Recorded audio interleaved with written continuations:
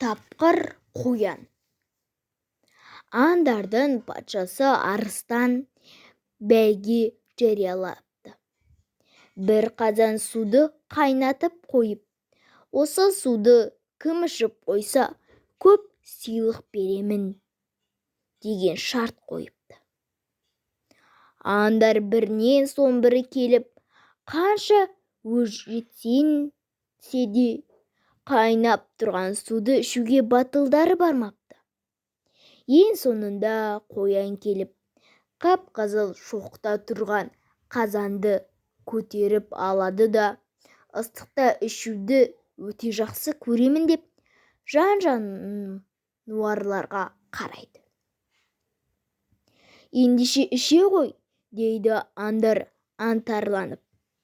Қоян ұзыннан ұзақ қаз-қатар тізіліп тұрған аңдарды жағалай жүр. Мінекей достар, мына су ыстық су, көздеріңмен көріңдер, бас-басына көрсетіп шығады.